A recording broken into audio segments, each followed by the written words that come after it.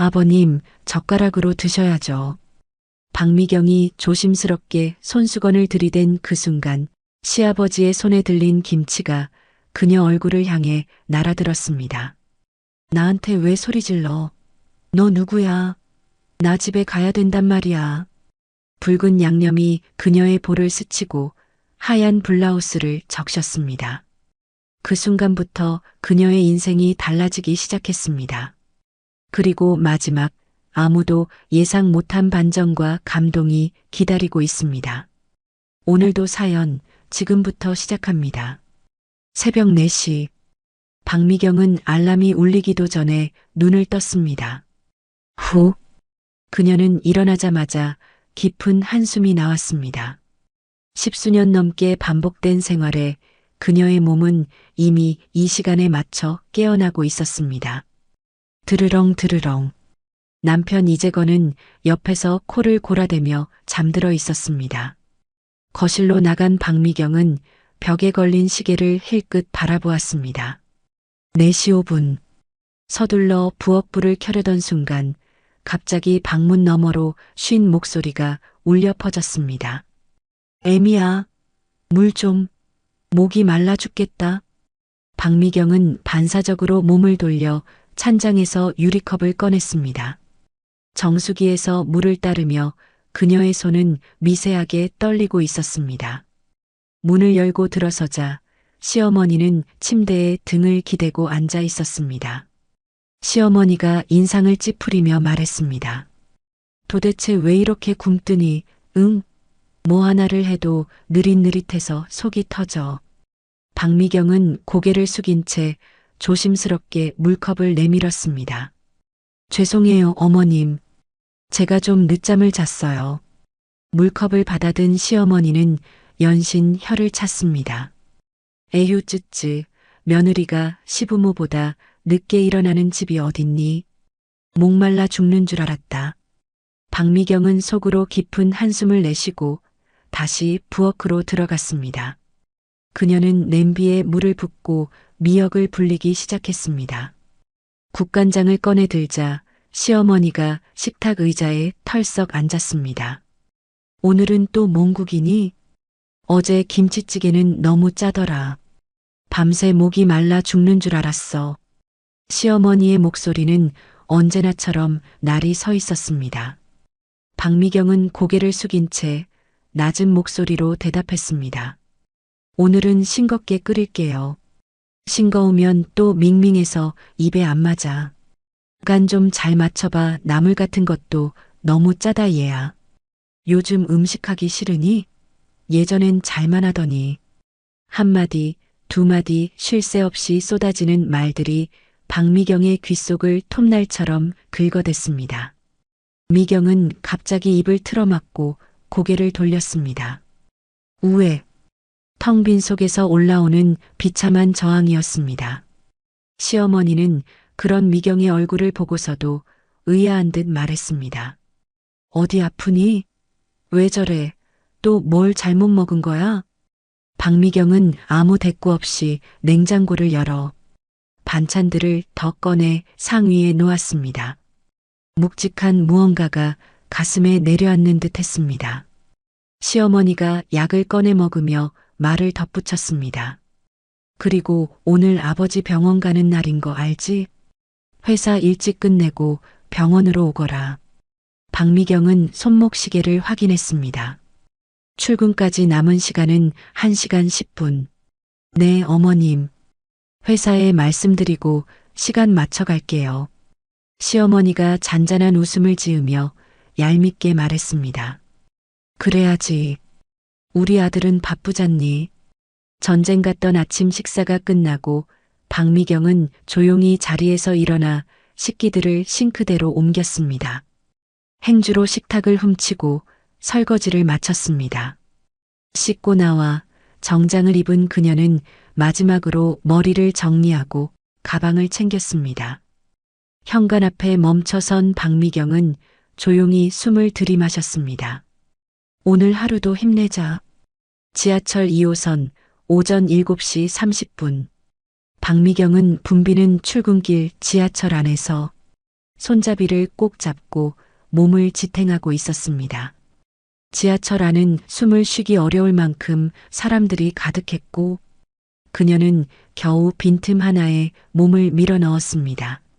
가방 속에서 스마트폰을 꺼낸 박미경은 오늘 일정을 다시 확인했습니다. 오전 9시 신입사원 면접, 오전 11시 부서 회의, 오후 2시 임원진 인사보고, 그리고 오후 4시 시어머니 병원 동행. 숨을 들이쉬자 눌려있던 긴장이 한꺼번에 쏟아져 나오는 듯 했습니다. 회사 건물에 도착한 그녀는 늘 그렇듯 미소를 억지로 올린 얼굴로 인사팀이 있는 12층으로 올라갔습니다. 엘리베이터 문이 열리자 이미 자리에 앉아있던 김 대리가 일어나 인사했습니다. 부장님, 안녕하세요. 오늘 면접 준비는 다 마쳤습니다. 박미경은 고개를 끄덕이며 자리로 향했습니다. 고생했어요. 지원자 서류 다시 한 번만 확인할게요. 9시 정각 면접이 시작되고 깔끔한 정장을 입은 29살 여성 지원자가 자기 소개를 시작했습니다. 박미경은 고개를 끄덕이며 조심스럽게 물었습니다. 기혼으로 체크되어 있는데 회사 업무와 가정일을 병행하는 게 쉽지는 않을 텐데요. 어떻게 계획하고 계신가요? 지원자는 밝은 표정으로 답했습니다. 시간 관리를 철저히 하면 충분히 가능하다고 생각합니다. 말은 쉽지. 박미경이 속으로 생각했습니다. 면접이 끝나고 회의실 밖으로 나오는 길, 인사팀 차장이 말을 걸었습니다. 부장님은 어떻게 그 많은 걸 다 해내세요? 살림도 회사 일도 정말 존경스러워요. 박미경은 쓴웃음을 지으며 고개를 저었습니다. 존경이요? 하루하루 겨우 버티고 있어요. 오전 11시 부서 회의에서 박미경은 인사평가 결과를 발표했습니다. 각 부서별 성과 점수와 승진 대상자를 상세히 설명하던 중 그녀의 핸드폰 진동이 울렸습니다. 시어머니가 보낸 문자였습니다. 애미야, 병원 시간 2시로 바뀌었어. 늦지 마라. 박미경의 표정이 굳어졌습니다. 2시는 임원진 보고 시간과 정확히 겹치는 시간이었습니다. 시간을 다시 변경해달라고 말하고 싶었지만 그 순간 쏟아져 나오는 시어머니의 날선 목소리가 머릿속에 자동 재생되었습니다. 회의가 끝나자마자 박미경은 임원진 회의실로 다급히 들어갔습니다. 보고 자료를 상무에게 건넸고 숨을 고를 틈도 없이 발표를 시작했습니다. 상무가 박미경을 보며 의아하다는 듯 말했습니다. 박 부장, 오늘 2시 발표 아니었나? 근데 왜 이렇게 얼굴이 안 좋아? 상무님, 개인적인 일이 있어 오늘 좀 일찍 나가봐야 할 것 같습니다. 정말 죄송합니다. 발표를 끝낸 시간은 1시 30분이었습니다. 사무실로 돌아온 그녀는 책상 서랍을 정리하고 가방을 챙겼습니다. 김 대리가 다가와 얼굴을 살폈습니다. 부장님, 정말 괜찮으세요? 요즘 좀 무리하시는 것 같아서요. 박미경은 시계를 한번 보고 메모장을 덮으며 말했습니다. 걱정 마세요. 내일 아침 미팅 준비만 잘해주세요. 회사를 급하게 나와 택시를 잡았습니다. 박미경은 휴대폰으로 오후 일정을 정리하며 동료들에게 양해를 구하는 메시지를 보냈습니다. 그녀의 눈에는 아무도 모르는 피로가, 입가에는 말하지 못한 체념이 어려 있었습니다. 회사에서의 평판, 직장 내 신뢰, 놓치고 싶지 않은 자리들. 하지만 현실은 냉정했습니다. 며느리니까 당연히 해야지. 그 단 한마디에 모든 일정이 무너지고 그녀는 지금도 달려가고 있었습니다. 택시 안 박미경은 고개를 돌려 창밖 하늘을 바라보며 숨을 길게 내쉬었습니다. 그 숨에는 외로움과 분노, 그리고 끝없는 수능이 얽혀 있었습니다. 오후 2시 정각, 박미경은 택시에서 내려 불이 나게 대학병원 로비 안으로 들어섰습니다. 진한 병원 소독약 냄새가 숨을 막히게 했고 그녀의 걸음은 점점 빨라졌습니다. 접수창구 앞에 박미경을 기다리고 있던 시어머니는 입을 굳게 다문 채 팔짱을 끼고 서 있었습니다. 박미경이 숨을 고르며 다가가자 시어머니가 시계를 힐끗 보더니 매서운 눈초리로 말을 던졌습니다. 지금 몇 시니, 애미야? 병원 예약은 2시인데 지금이 몇 시인 줄 알아? 2시 10분. 박미경은 고개를 깊이 숙이며 입술을 눌렀습니다. 죄송합니다, 어머님. 갑자기 예약 시간을 바꾸셔서 회사 일이 우리보다 중요하니 10분이나 기다리게 하고 말이야. 시어머니는 입꼬리를 내리깔며 혀를 찾고 시아버지는 천천히 몸을 틀며 낮게 중얼거렸습니다. 아이고 허리야. 다리야. 예약을 했지만 사람이 많은 탓에 대기 시간은 점점 더 길어졌습니다. 시어머니는 전광판에 대기 인원을 보자 얼굴을 찌푸렸습니다. 뭐야, 이렇게나 남았어? 간호사한테 좀 말 좀 해. 이럴 거면 예약은 왜 하라고 한 거야? 박미경은 난처한 듯 두 손을 모은 채 조용히 말했습니다. 어머님 차례가 올 때까지 기다리셔야 할 것 같아요. 그러자 시어머니가 의자를 박차듯 일어나며 쏘아붙였습니다. 지금 너 나 가르치려 드는 거니? 누구 며느리는 VIP 병실에 병원장 개인 진료도 턱턱 예약해 주더만. 그 말에 대기실 사람들이 일제히 시선을 돌렸습니다. 박미경은 아무 말도 하지 못한 채 고개를 푹 숙였습니다. 1시간 뒤, 이태섭님, 안으로 들어오세요. 드디어 시아버지의 이름이 호명되었고 세 사람은 진료실 안으로 들어갔습니다. 의사는 시아버지를 바라보며 천천히 질문했습니다. 성함이 어떻게 되시죠? 지금이 몇 년도, 몇 월인지 아세요? 시아버지는 벽시계를 멍하니 바라보다가 말없이 고개만 저었습니다. 의사는 모니터에 비친 뇌 영상과 기록지를 훑어보며 천천히 고개를 들었습니다. 목소리는 단호했고 말투에는 의료진 특유의 냉정함이 배어 있었습니다. 최근 검사와 관찰 결과를 보면 단기 기억과 공간 인지 능력 모두 빠르게 저하되고 있습니다. 힘드시겠지만 환자분의 안전과 삶의 질을 위해서도 요양시설 같은 대안들을 함께 생각해 보셔야 할 시점입니다. 의사의 말이 채 끝나기도 전에 시어머니가 손바닥을 휘저으며 강하게 끼어들었습니다. 그럴 필요 없어요. 우리는 집에서 돌볼 겁니다. 며느리가 아주 잘하고 있으니까요. 의사는 짧게 숨을 고르며 시어머니의 고집 어린 반응에 조심스럽게 고개를 저었습니다. 현재 상태로는 가정 내 보호가 매우 위험한 단계에 접어든 상황입니다. 밤에 배회하시거나 낯선 곳으로 나가실 가능성도 높습니다. 더 늦기 전에 전문 시설에서의 관리가 반드시 필요합니다. 시어머니는 입을 꾹 다물고 시선을 피했지만 표정엔 분명한 거부감이 역력했습니다. 그 옆에 앉아있던 박미경은 차마 아무 말도 할 수 없었습니다. 진료실을 나오자마자 시어머니는 병원 복도 한가운데에서 갑작스레 박미경의 팔을 낚아챘습니다. 얼굴은 굳어 있었고 눈빛은 날이 서 있었습니다. 애미야, 요양원? 그런 말 애비한테는 꺼내지도 마. 절대 안 돼. 당황한 미경은 복도를 오가는 사람들의 시선을 의식하며 조심스럽게 입을 열었습니다. 목소리는 낮았고 떨림이 묻어났습니다. 어머님, 지금 아버님 상태가 밤에도 혼자서 움직이시고 말이 끝나기도 전에 시어머니는 불같이 소리를 질렀습니다. 됐어. 그게 뭐 어쨌다고? 치매 걸렸다고 부모를 버려? 네가 우리를 얼마나 우습게 보길래 그런 말을 입에 올려. 박미경은 더 이상 말을 잇지 못하고 고개를 떨궜습니다. 그날 저녁 식탁 위엔 따끈한 된장국과 몇 가지 반찬이 놓여 있었습니다.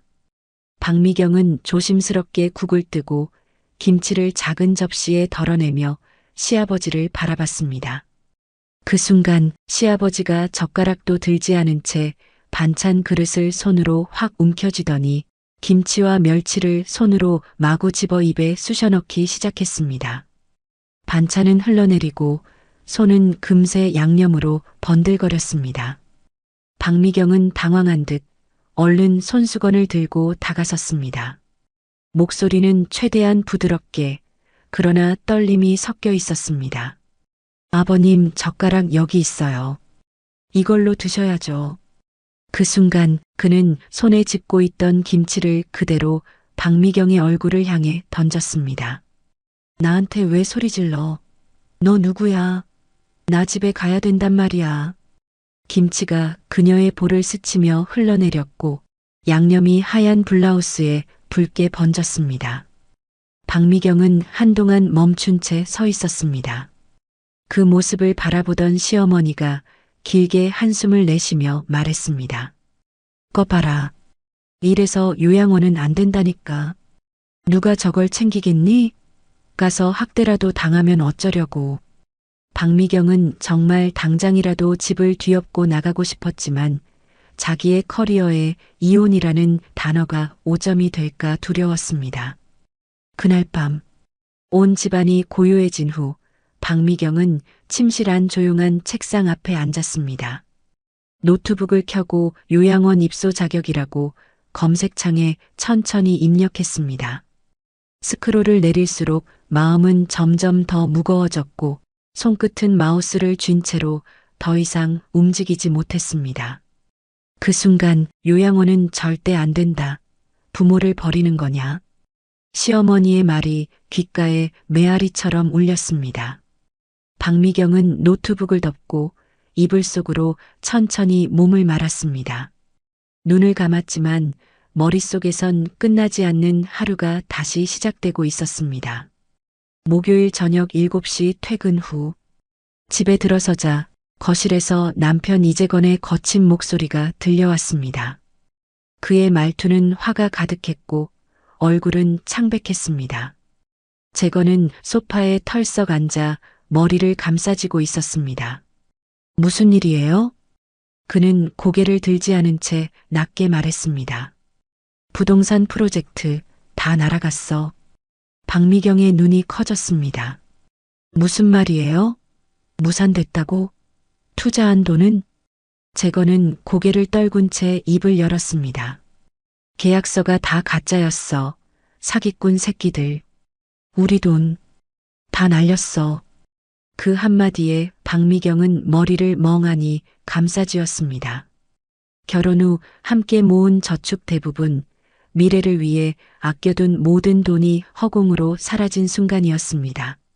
재건은 한참 침묵하더니 박미경을 바라보며 말했습니다. 미경아, 당분간은 네가 경제적인 부분을 좀 맡아줘야겠어. 나 이 일 좀 처리해야 되니까. 다음 날부터 박미경은 적금을 해약하고 은행에서 추가 대출을 받았습니다. 남편의 실패를 그녀가 고스란히 떠안게 된 것이었습니다. 하지만 정작 재건은 하루 종일 집에서 인터넷을 하며 시간을 보냈고 가끔 사업 미팅이라며 골프장을 찾았습니다. 하루는 저녁 식탁에서 그가 말을 꺼냈습니다. 여보, 당신 월급 얼마나 돼? 나 돈 좀 줄 수 있나? 박미경은 볼펜을 놓고 조용히 말했습니다.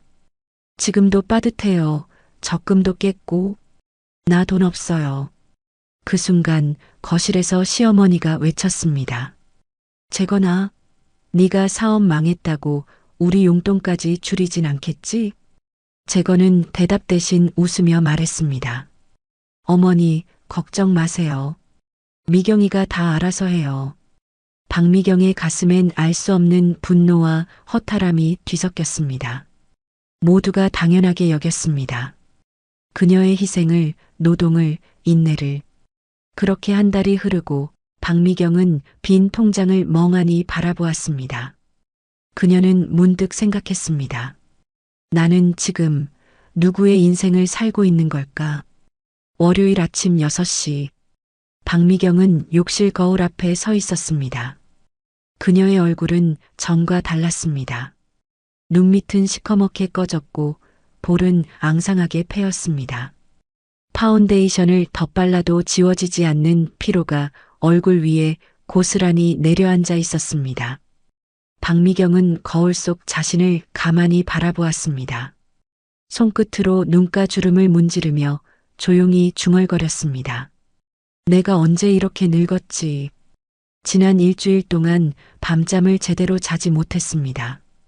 미경이 회사에 있는 동안에는 방문 요양사가 시아버지를 돌봤습니다. 하지만 퇴근 후부터 다음날 출근 전까지의 돌봄은 오롯이 미경의 몫이었습니다. 시아버지는 새벽 1시 무렵이면 종종 방문을 열고 복도를 서성였습니다. 회사 가야지. 버스 놓치겠다. 그는 아직도 자신이 은퇴하지 않았다고 믿는 듯 셔츠를 찾고 구두를 신으려 했습니다. 어떤 날은 모두가 잠든 새벽에 냉장고 문을 열고 소리를 질렀습니다. 배고파 이년아. 왜 밥을 안 주는 거야? 그의 말에 미경은 아무 대꾸도 하지 못하고 다시 죽을 데워 내어드렸습니다. 그럴 때마다 그 집에선 오직 박미경만이 깨어 있었습니다. 시어머니도 남편도 문을 닫은 채 외면했습니다. 그러곤 아무 일 없던 사람들처럼 아침을 맞았습니다. 여느 때와 마찬가지로 출근 준비를 하던 박미경은 거울 속 자신을 멍하니 바라보았습니다. 거울 속 그녀는 더 이상 예전의 박미경이 아니었습니다. 야윈 턱선, 빠진 머리카락, 초점 잃은 눈빛, 손끝으로 머리카락을 쓸어내리며 박미경은 천천히 속삭였습니다. 이러다 정말 내가 먼저 무너질 것 같아. 화요일 아침, 박미경은 회사 점심시간을 쪼개어 시청 장기요양보험 상담센터를 찾았습니다. 창구 너머 상담사가 조심스럽게 말을 꺼냈습니다. 어르신께서 혼자 일상생활이 가능하신가요? 박미경은 깊은 숨을 들이마시고 고개를 천천히 끄덕였습니다. 대소변을 가리지 못하시고 새벽에는 계속 배회를 하세요. 그녀는 시아버지의 상태를 상담사에게 모두 설명했습니다. 그 정도면 시에서 운영하는 요양원 입소 대상에 해당될 것 같아요. 일단 등급 판정 신청부터 진행하셔야 해요. 박미경은 서류를 건네받으며 자세한 설명을 들었습니다. 의사소견서, 일상생활 수행 능력 평가서, 준비할 게 한두 가지가 아니었습니다. 상담을 마친 그녀는 곧장 시아버지가 진료받고 있는 병원으로 향해 의사소견서도 받아왔습니다. 그리고 일주일 후 국민건강보험공단에서 등급 판정을 위한 방문 조사를 나왔습니다. 조사관은 차분한 말투로 질문을 던졌습니다. 어르신, 오늘이 몇 월 며칠인지 아세요? 시아버지는 천장을 올려다보더니 멍한 눈으로 딴 곳을 바라봤습니다. 식사, 세면, 옷 갈아입기, 배변 활동, 모든 항목에서 도움 필요가 체크되었습니다. 조사가 끝나고 조사관은 박미경을 따로 불러 말했습니다. 2등급 판정 나올 가능성이 높습니다. 요양원 입소 가능하세요.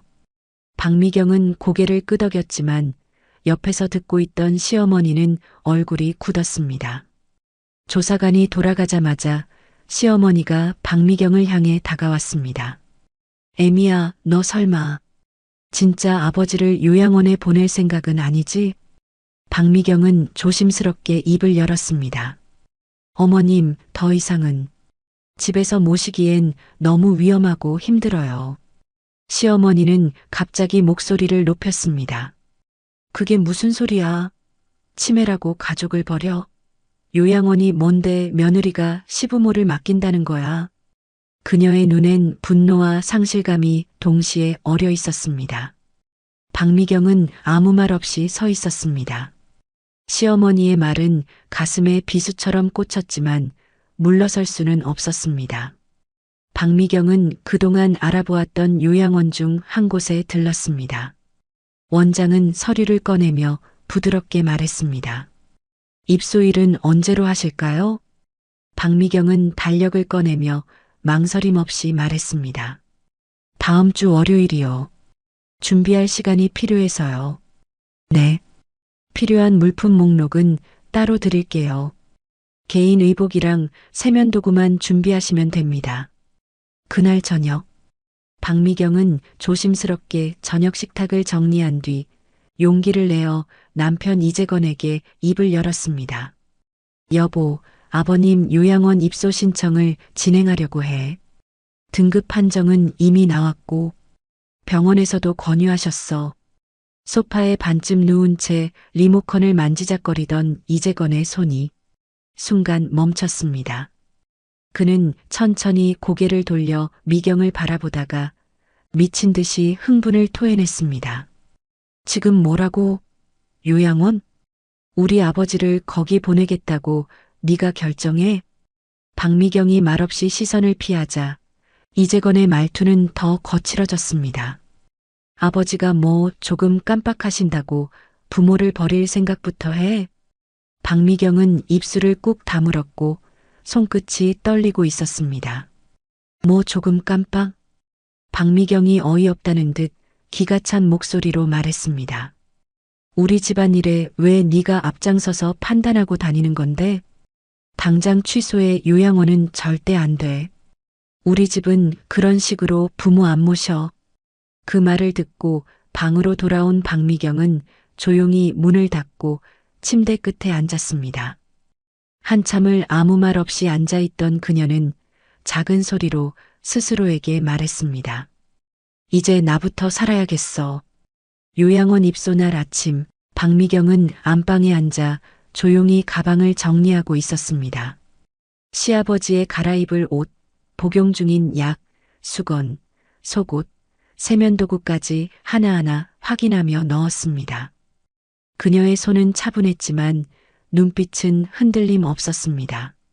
거실에서는 시어머니가 팔짱을 낀 채 TV를 바라보며 눈치를 주듯 한숨을 쉬고 있었습니다.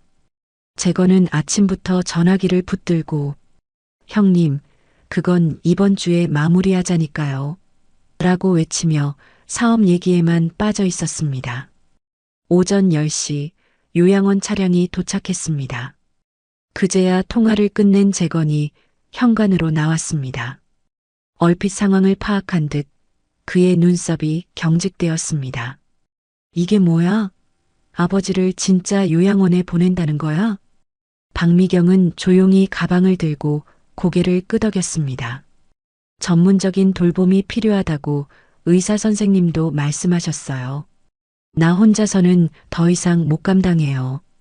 재건의 눈빛이 번쩍이며 목소리가 커졌습니다.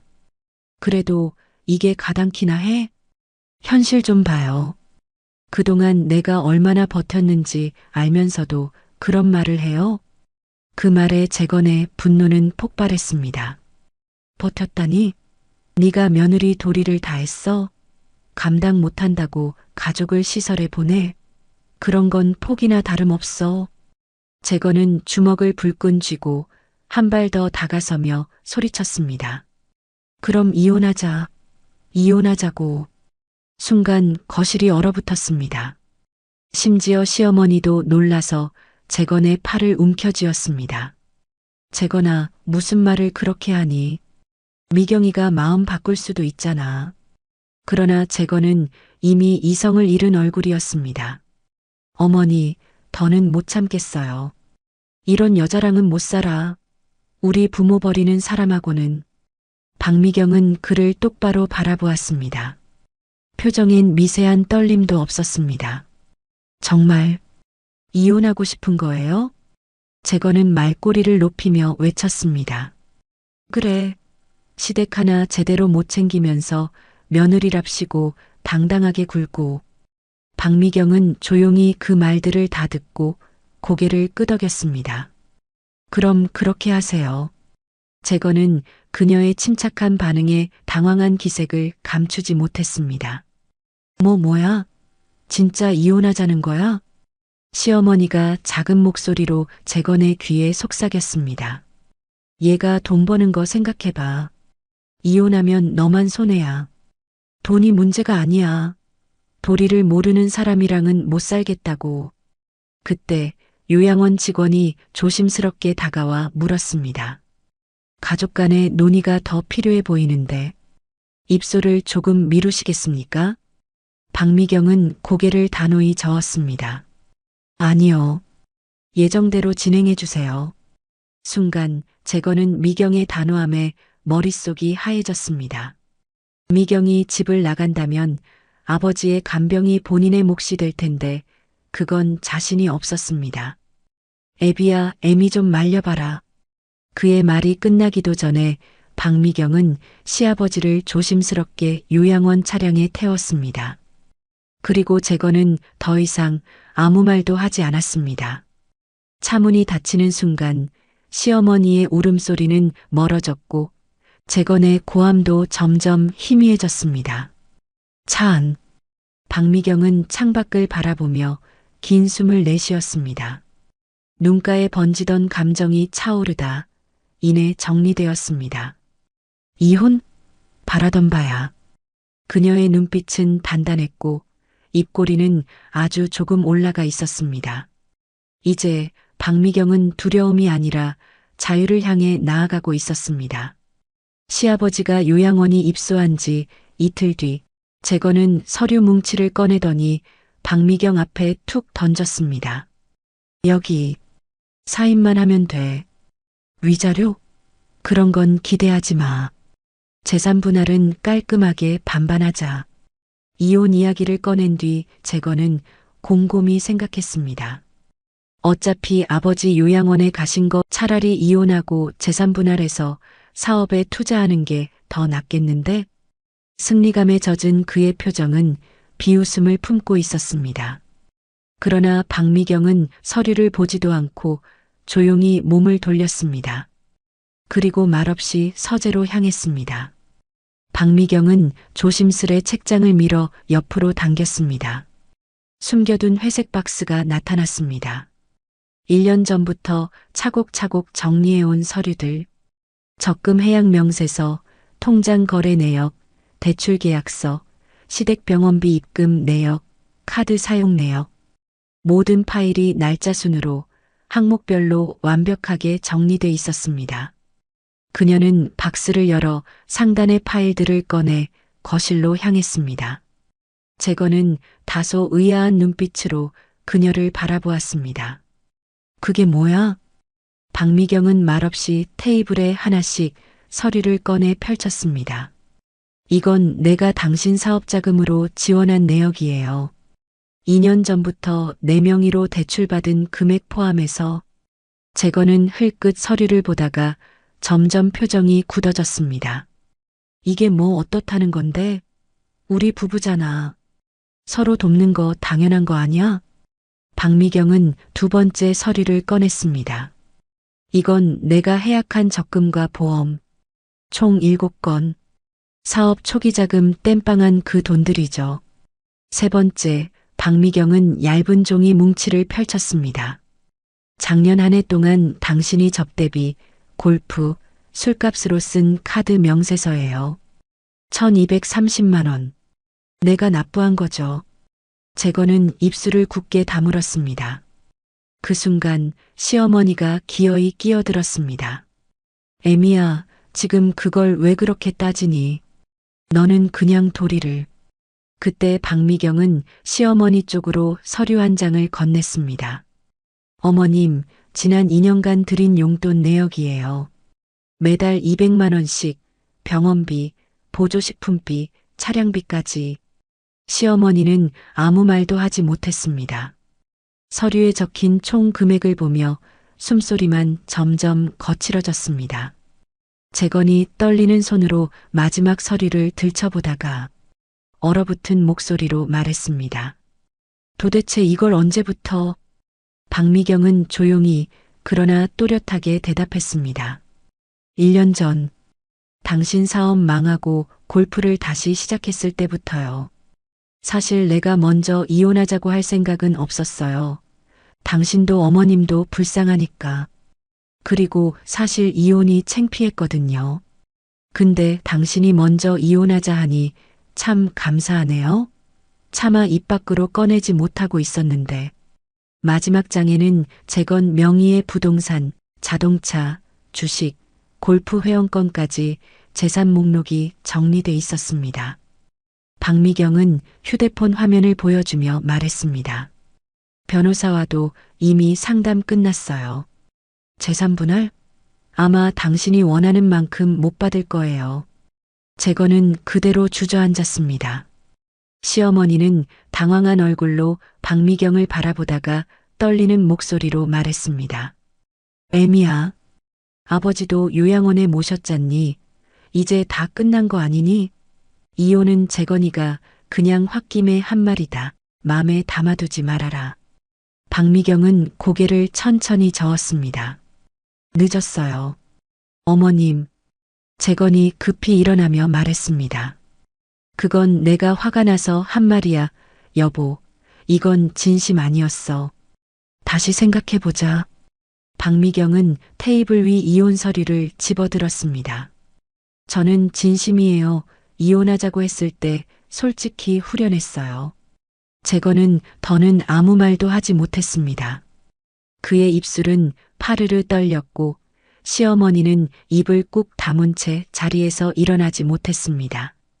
박미경은 마지막으로 조용히 말했습니다. 내일 오전 법원에 제출할 거니까 도장 찍어요. 그날 밤 재건은 무릎을 꿇고 사정했지만 박미경은 등만 보인 채 안방으로 들어갔습니다. 문이 닫히는 순간 그녀의 눈빛에는 흔들림이 없었습니다. 다음 날 박미경은 유급휴가를 내고 강남구에 위치한 법무법인을 찾았습니다. 김소영 변호사가 박미경을 반갑게 맞이했습니다. 박미경님, 준비하신 자료들 가져오셨나요? 박미경은 서류 가방을 열며 차분히 대답했습니다. 네. 말씀드린 대로 모두 정리해 왔어요. 김 변호사는 서류를 넘기며 고개를 끄덕였습니다. 정말 치밀하게 준비하셨네요. 이 정도면 승소 가능성 매우 높습니다. 김 변호사는 계산기를 두드리며 말했습니다. 일단 남편 명의로 되어 있는 집을 가압류 신청할 거예요. 혹시라도 이혼 전에 팔아버릴 수도 있으니까. 상담실을 나오며 박미경은 오랜만에 가슴이 편안해지는 것을 느꼈습니다. 돌아오는 지하철 안 창밖 세상이 조금 다르게 보였습니다. 회색 도시 풍경마저도 밝고 가벼워 보였습니다. 집에 도착하자 재건이 거실에서 초조하게 기다리고 있었습니다. 여보, 내가 그땐 흥분해서 그랬어. 이혼은 취소하자. 다시 생각해보자. 시어머니도 부엌에서 나와 말을 거들었습니다. 애미야, 우리가 좀 심했지. 아버지도 다시 집으로 모셔오고 우리 다시 잘 살아보자. 하지만 박미경은 고개를 저었습니다. 어머님, 이제는 저를 위한 삶을 살고 싶어요. 이젠 정말 지쳤어요. 재건은 박미경의 앞에 무릎을 꿇었습니다. 미경아, 제발 한 번만 기회를 줘. 나 진짜 달라질게. 기회는 20년 동안 충분히 줬어요. 재건이 다급하게 이야기를 이어갔습니다. 그럼 재산 분할은? 이 집 내 명의잖아. 이건 내 거지? 박미경은 말없이 미소를 지었습니다. 그건 변호사님이 공정하게 계산해 주실 거예요.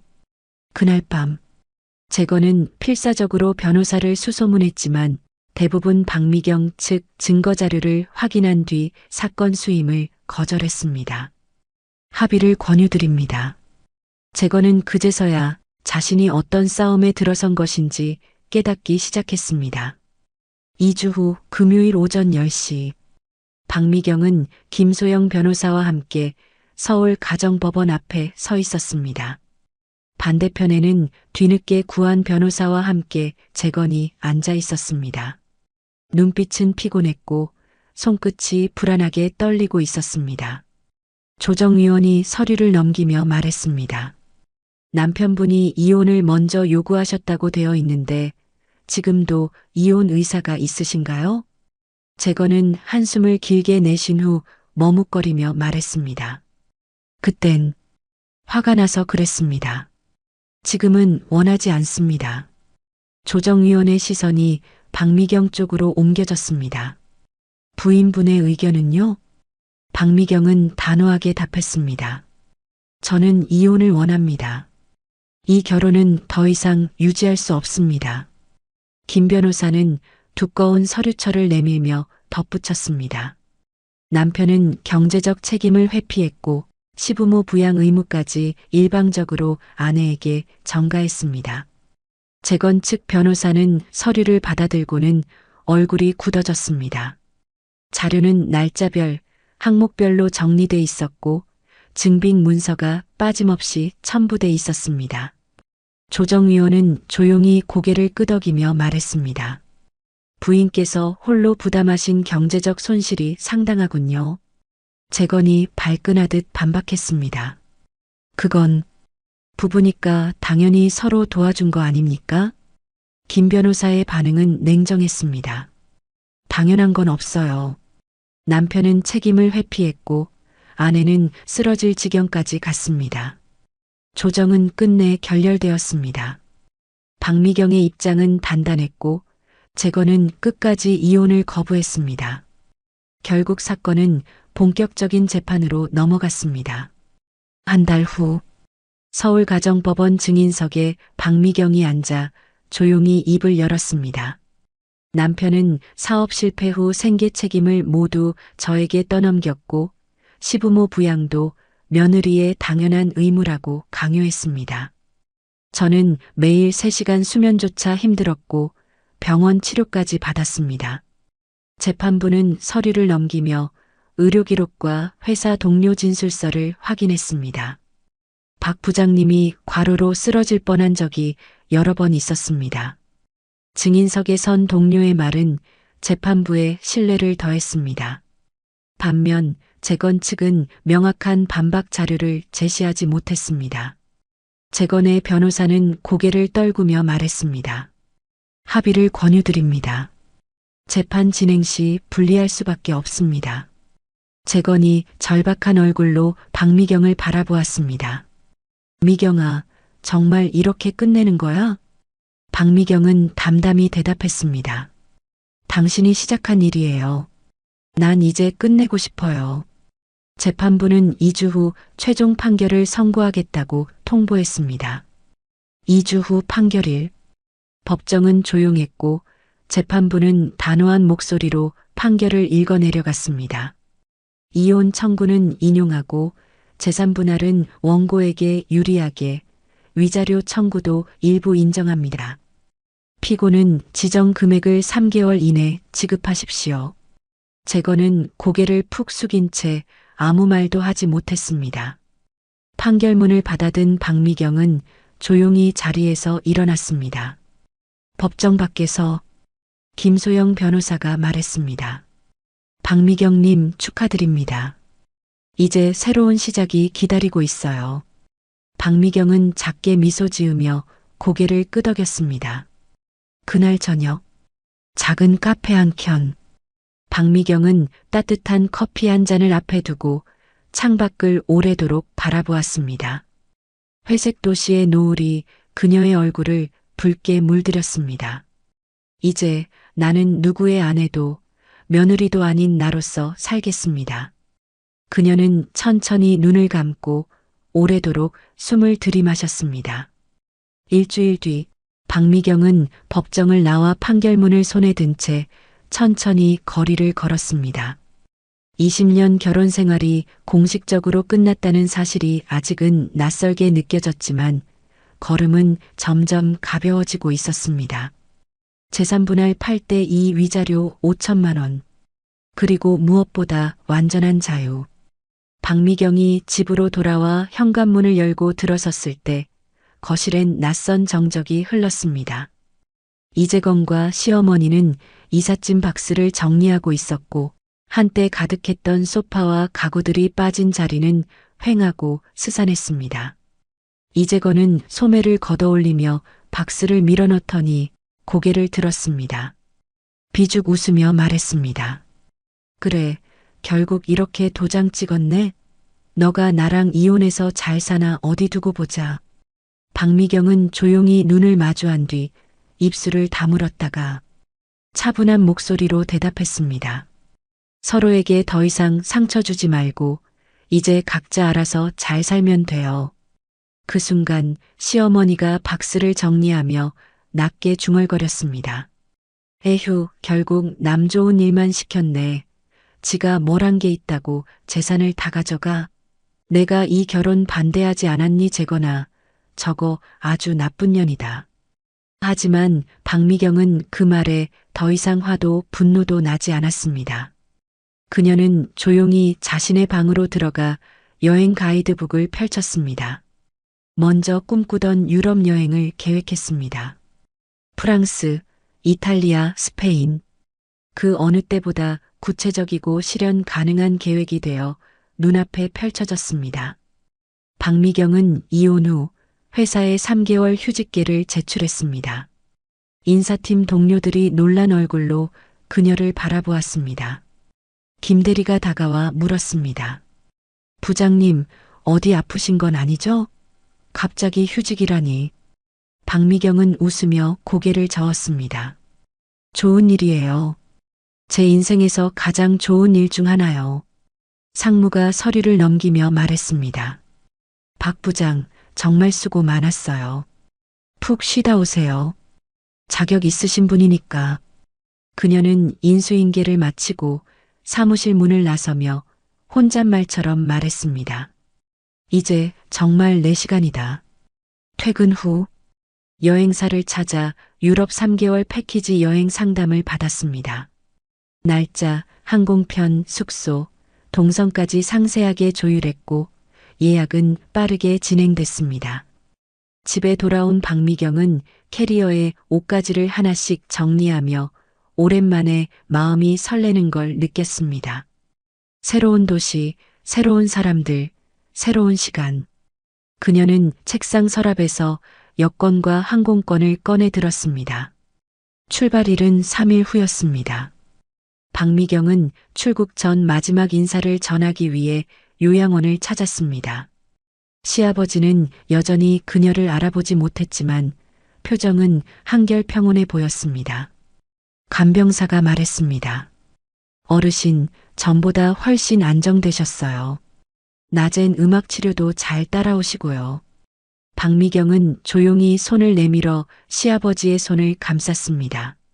그동안 고생 많으셨어요, 아버님. 그리고 끝까지 모시지 못해 죄송해요.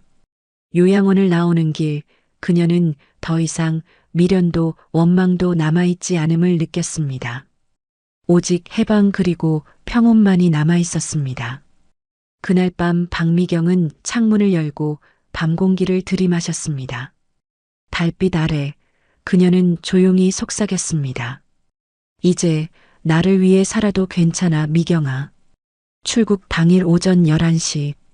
박미경은 인천공항에서 파리행 비행기에 몸을 실었습니다.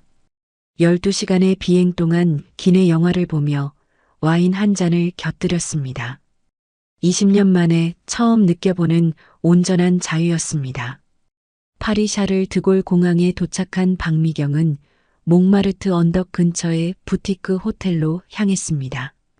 창문 밖으로는 고풍스러운 파리 시내가 한눈에 들어왔습니다.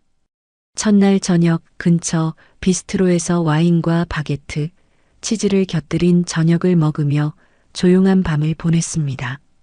옆 테이블 프랑스 부부의 다정한 대화가 낯설면서도 편안하게 느껴졌습니다. 다음 날 아침 박미경은 루브르 박물관으로 향했습니다. 모나리자 앞에선 수많은 관광객 속에서도 그녀는 여유롭게 작품을 감상했습니다. 생강을 따라 걷고 에펠탑 앞에서 셀카를 찍으며 자신이 많이 밝아졌음을 느꼈습니다. 일주일 후 이탈리아 피렌체. 기차 창밖으로 펼쳐지는 유럽의 시골 풍경은 그림 같았습니다.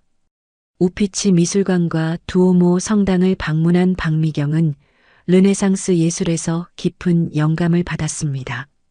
작은 카페에 앉아 일기를 쓰며 내면을 돌아봤습니다. 오늘은 미켈란젤로의 다비드상을 봤다. 완벽한 조각상 앞에서 인간의 가능성에 대해 생각했다. 자신의 감정을 글로 남기는 시간이 점점 소중해졌습니다. 그로부터 한 달 뒤 스페인 바르셀로나 가우디의 건축물 앞에서 그녀는 다시 한번 숨을 멈췄습니다.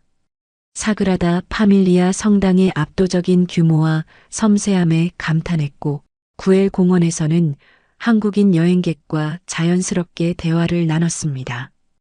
혼자 여행 어떠세요? 저도 처음인데 생각보다 괜찮네요. 그녀는 미소 지으며 고개를 끄덕였습니다. 바르셀로나의 해변가에 앉아 일몰을 바라보며 박미경은 지난 2개월을 돌아봤습니다. 예술의 아름다움, 역사의 깊이, 창조의 영감을 차례로 채워왔던 시간. 무엇보다 자신과의 대화를 통해 진정으로 원하는 삶이 무엇인지 알게 되었습니다. 마지막 달.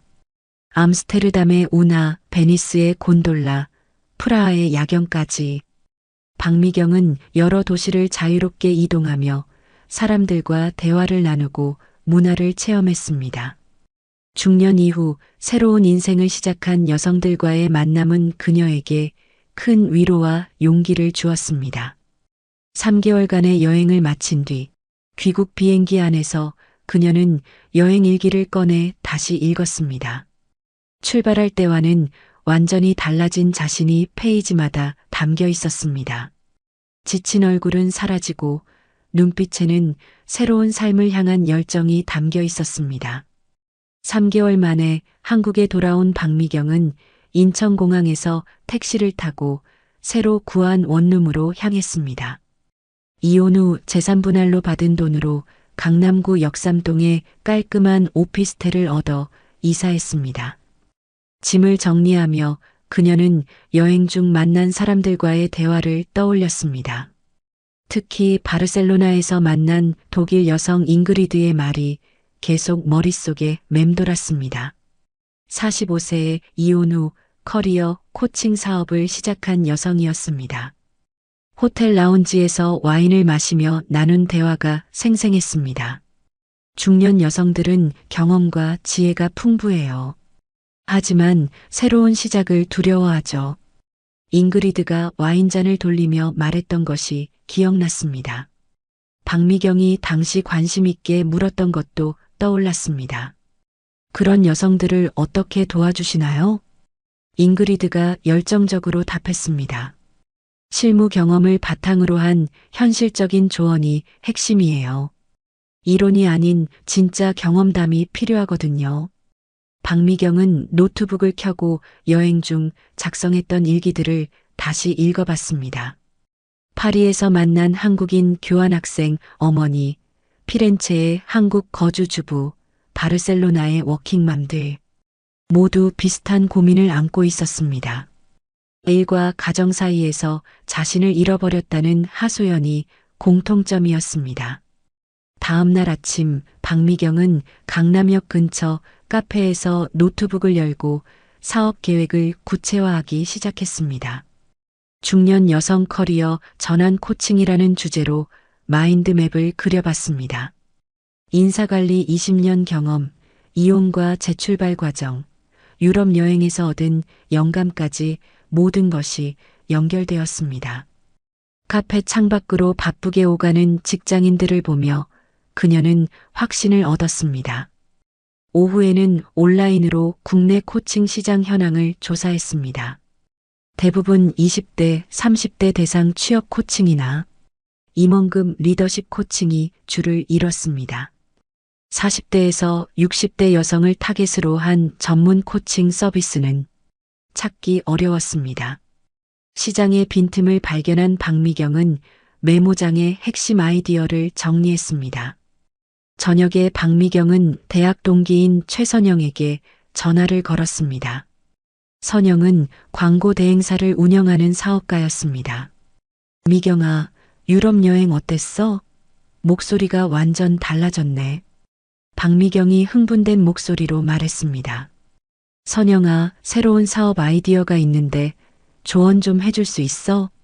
선영이 관심 있게 답했습니다. 물론이지. 내일 만나서 자세히 얘기해봐. 다음 날 강남의 한 레스토랑에서 만난 두 사람은 3시간 넘게 사업 계획에 대해 논의했습니다. 선영이 박미경의 아이디어를 들으며 고개를 끄덕였습니다. 정말 좋은 아이템이야. 특히 내 경험이 차별화 포인트가 될 것 같아. 박미경이 노트를 펼치며 설명했습니다.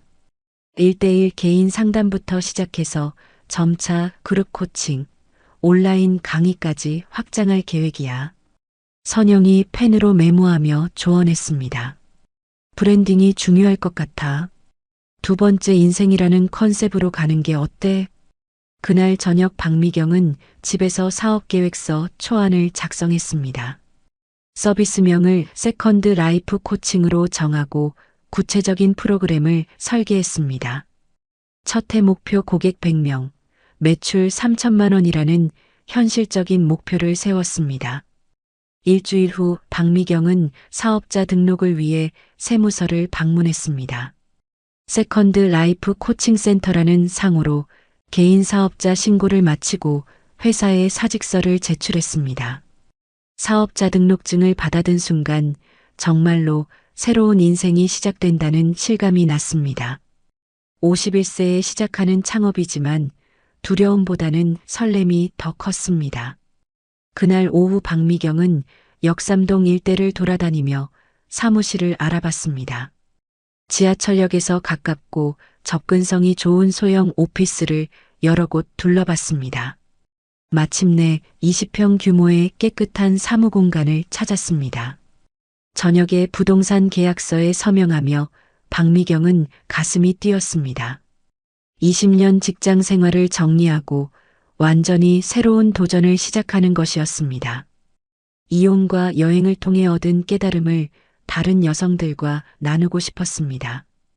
더 이상 누군가를 위해 희생하는 삶이 아닌 자신의 가치를 실현하는 삶을 살고 싶었습니다. 월요일 아침 박미경은 새로 계약한 사무실에 첫 출근을 했습니다. 텅 빈 사무공간에 들어서니 무한한 가능성이 펼쳐진 것 같았습니다. 그녀는 줄자를 들고 공간을 측정하며 인테리어 계획을 세웠습니다.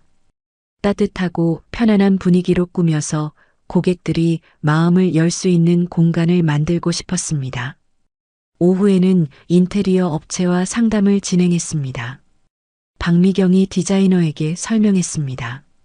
중년 여성들이 편안하게 느낄 수 있는 공간으로 만들어주세요. 디자이너가 스케치북에 그림을 그리며 답했습니다.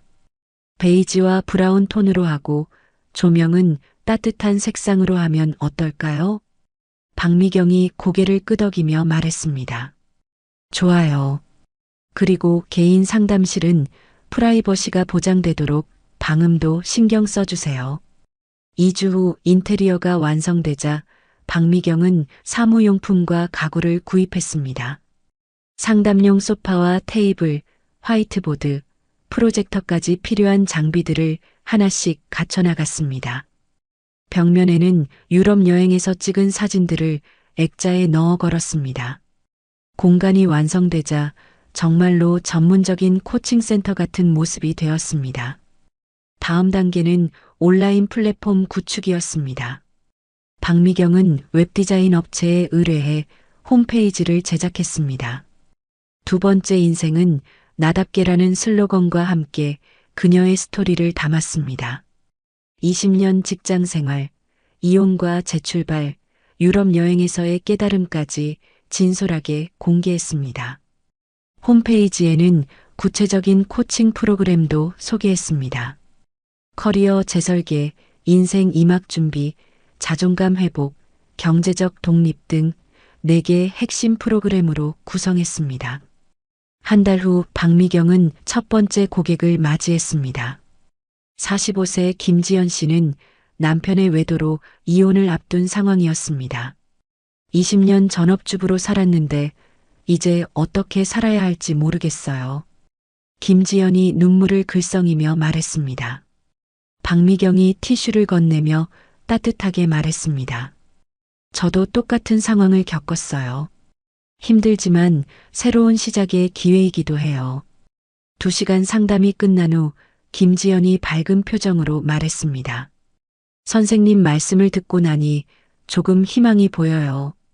다음 주에 또 올게요. 입소문이 퍼지면서 상담 신청이 늘어나기 시작했습니다. 직장맘들의 워라밸 고민, 경력 단절, 여성의 재취업 준비, 중년 이혼 여성의 경제적 자립까지 다양한 사연이 있었습니다. 박미경은 각자의 상황에 맞는 맞춤형 솔루션을 제공했습니다. 무엇보다 자신의 경험을 바탕으로 한 현실적인 조언이 큰 호응을 얻었습니다. 박미경은 6개월 전 유럽 여행에서 품었던 꿈이 현실이 되고 있다는 것을 실감했습니다. 사업을 시작한 지 6개월 후 박미경의 세컨드 라이프 코칭 센터는 예상을 뛰어넘는 성과를 보였습니다. 매일 아침 9시부터 저녁 7시까지 상담 일정이 빼곡히 차 있었습니다.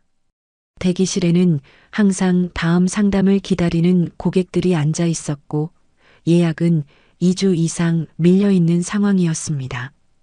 박미경은 스케줄 관리를 위해 전담 직원을 채용할 정도로 바빠졌습니다. 월요일 오전 박미경은 새로 채용한 김수진 매니저와 함께 이번 주 일정을 점검했습니다. 수진이 태블릿을 보며 말했습니다. 원장님, 이번 주 개인 상담 35건, 그룹 코칭 3회, 온라인 강의 2회 예정입니다. 박미경이 커피를 마시며 답했습니다. 벌써 이렇게 많아졌네요. 정말 감사한 일이에요. 수진이 예약 대기자 명단을 보여주며 말했습니다. 대기자가 80명이 넘어요. 추가 상담실 확장을 고려해야 할 것 같아요. 그날 오후 첫 번째 그룹 코칭에는 7명의 여성들이 참여했습니다. 40대 초반부터 50대 후반까지 다양한 연령대였지만 모두 인생 전환점에 서 있는 공통점이 있었습니다. 박미경은 각자의 이야기를 들으며 맞춤형 조언을 제공했습니다. 참가자 중 한 명인 정미란 48세의 손을 들고 말했습니다. 선생님, 저도 치매 시어머니를 모시고 있어요. 정말 하루하루가 힘든데 이젠 그만하고 싶어요. 근데 죄책감도 들어요. 박미경이 따뜻하게 웃으며 답했습니다. 미란 씨, 그동안 정말 고생 많았어요. 이제 조금 내려놔도 괜찮아요. 내가 행복해야 주변 사람들도 행복해져요. 다른 참가자인 최영희가 끼어들며 말했습니다. 저도 처음엔 막막했는데 여기 다니면서 저의 진짜 행복을 찾아가고 있어요. 그룹 내에서 자연스럽게 서로 격려하고 조언하는 분위기가 형성되었습니다. 박미경은 이런 상호작용이 개인 상담보다 더 큰 치유 효과를 준다는 것을 깨달았습니다. 참가자들은 자신만 힘든 것이 아니라는 위안을 얻고 서로의 성공 사례에서 희망을 찾았습니다. 수요일 저녁 박미경은 온라인 화상 강의를 진행했습니다. 전국 각지에서 접속한 30명의 수강생들이 화면에 나타났습니다. 제주도에서 접속한 김민정 씨가 채팅으로 질문했습니다. 이혼 후 경제적으로 독립하려면 어떤 준비를 해야 하나요? 박미경이 화면을 보며 답했습니다. 민정 씨, 먼저 현재 가진 기술과 경험을 정리해 보세요. 그 다음에 부족한 부분을 보완하는 교육을 받으시면 돼요. 부산에서 접속한 이정숙 씨도 질문했습니다. 나이가 많아서 새로 시작하기 두려워요. 정말 가능할까요? 박미경이 자신의 경험을 들려주며 말했습니다. 저도 51세에 새로 시작했어요. 나이는 숫자일 뿐이에요. 중요한 건 의지와 준비예요. 강의가 끝난 후 박미경은 수강생들의 후기를 확인했습니다. 용기를 얻었습니다. 혼자가 아니라는 걸 알았어요. 구체적인 실행 계획을 세울 수 있었어요. 긍정적인 반응이 쏟아졌습니다. 박미경은 온라인을 통해 더 많은 사람들에게 다가갈 수 있다는 가능성을 확인했습니다. 목요일 오후 박미경은 6개월 전 첫 고객이었던 김지연 씨와 상담을 했습니다. 지연 씨는 이혼 후 사회복지사 자격증을 취득하고 구청에 취업한 상태였습니다. 선생님, 정말 감사해요. 6개월 전만 해도 절망뿐이었는데 이제는 새로운 꿈이 생겼어요. 박미경이 지연 씨의 변화된 모습을 보며 뿌듯해했습니다. 지연 씨가 노력한 결과예요. 저는 조금 도움을 드렸을 뿐이에요. 지연 씨가 명함을 꺼내며 말했습니다. 제 친구들에게도 선생님을 소개하고 싶어요. 비슷한 상황의 사람들이 많거든요. 그날 저녁 박미경은 사무실에서 6개월간의 성과를 정리했습니다. 개인 상담 150건, 그룹 코칭 참가자 80명, 온라인 강의 수강생 200명이라는 놀라운 숫자였습니다. 매출도 초기 목표였던 3천만 원을 훨씬 넘어 8천만 원을 달성했습니다. 더 중요한 것은 고객 만족도가 95%를 넘는다는 점이었습니다. 박미경은 벽에 걸린 두 번째 인생은 나답게라는 문구를 바라보며 미소 지었습니다.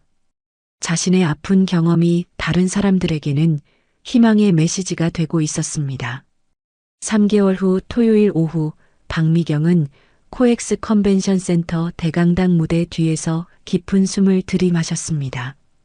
오늘은 그녀의 첫 번째 대규모 공개 강연이었습니다. 무대 너머로 들려오는 웅성거림을 들으며 긴장감이 밀려왔습니다. 수진 매니저가 다가와서 마지막 점검을 했습니다. 원장님, 마이크 테스트 완료됐고요. 물도 준비해뒀어요. 박미경이 손을 떨며 말했습니다. 수진 씨, 이렇게 많은 사람 앞에서 얘기하는 건 처음이에요. 너무 떨려요. 수진이 격려하며 답했습니다. 원장님이라면 충분히 잘하실 거예요. 평상시 하시던 대로만 하시면 돼요. 오후 2시 사회자의 소개와 함께 박미경이 무대에 올랐습니다. 강당을 가득 메운 청중들이 일제히 박수를 쳤습니다. 30대부터 60대까지 다양한 연령대의 여성들이 기대하는 눈빛으로 그녀를 바라봤습니다. 박미경이 마이크에 입을 대고 첫 마디를 꺼냈습니다. 안녕하세요. 저는 시부모를 요양원에 모셔드리고 이혼장을 제출했습니다. 강당이 순간 조용해졌습니다. 예상치 못한 충격적인 오프닝에 청중들은 숨을 죽이고 그녀의 다음 말을 기다렸습니다. 박미경은 잠시 침묵을 유지한 후 차분하게 계속했습니다. 51세에 저는 완전히 새로운 인생을 시작했습니다.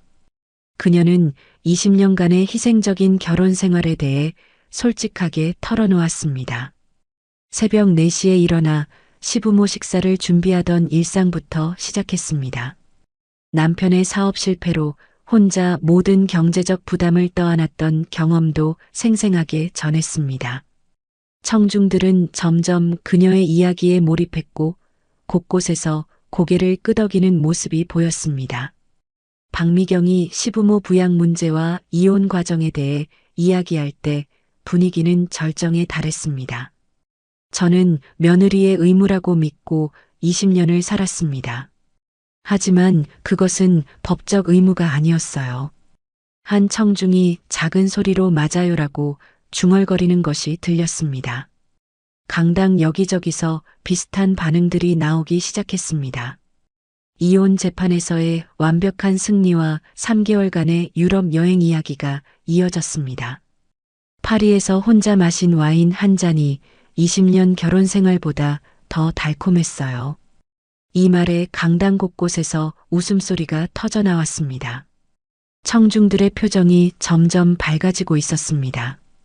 박미경이 새로운 사업 시작과 성공에 대해 이야기할 때 분위기는 완전히 바뀌었습니다.